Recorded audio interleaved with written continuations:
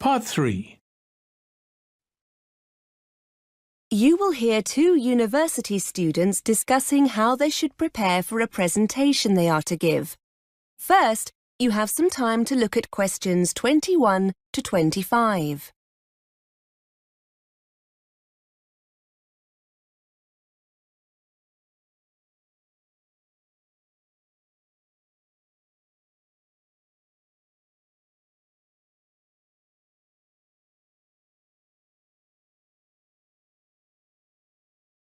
Now listen and answer questions 21 to 25.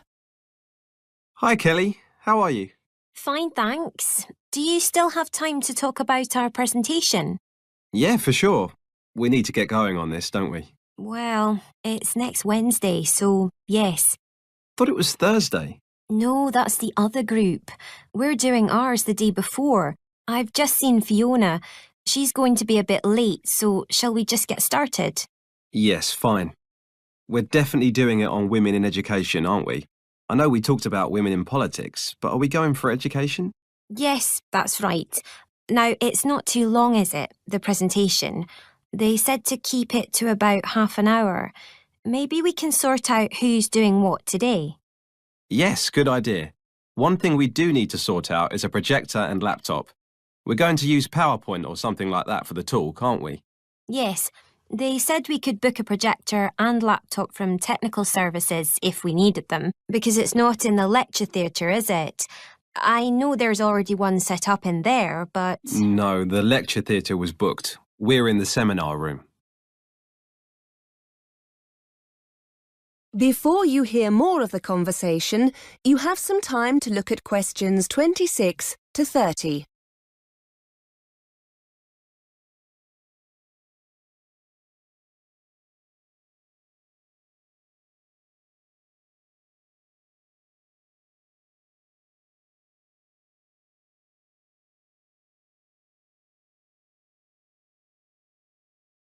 Now listen and answer questions 26 to 30.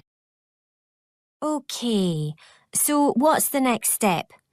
We need to work out who's doing what, don't we?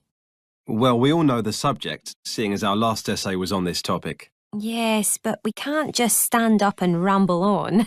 It'll need to be structured. I've got an idea. Fiona's essay was brilliant, wasn't it?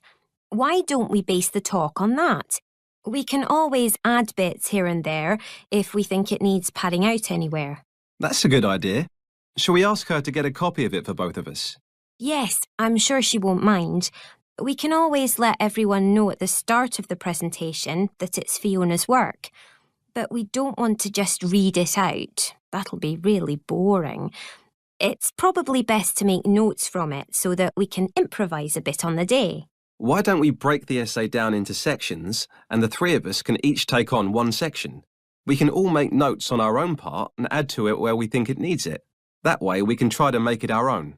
Yes, I like it. So let's ask Fiona to start the talk off and bring it to a close. She can take on the introduction and conclusion. I know she divided the essay into the situation for women in the past and then compared it to how things are now. So why don't I take the bit on the past and you talk about the situation for women as it is now? OK.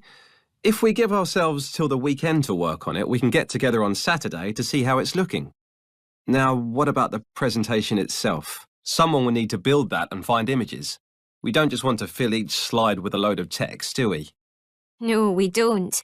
Before I forget, I can sort out the laptop and projector. I've got to go down to technical services to get them to have a look at my laptop. They reckon they can get it to run a bit faster. But the presentation, who's good with computers? Do you fancy having a go? I don't mind. But I'll wait until we've met up on Saturday just to make sure we've all got our notes. We'll need images, won't we?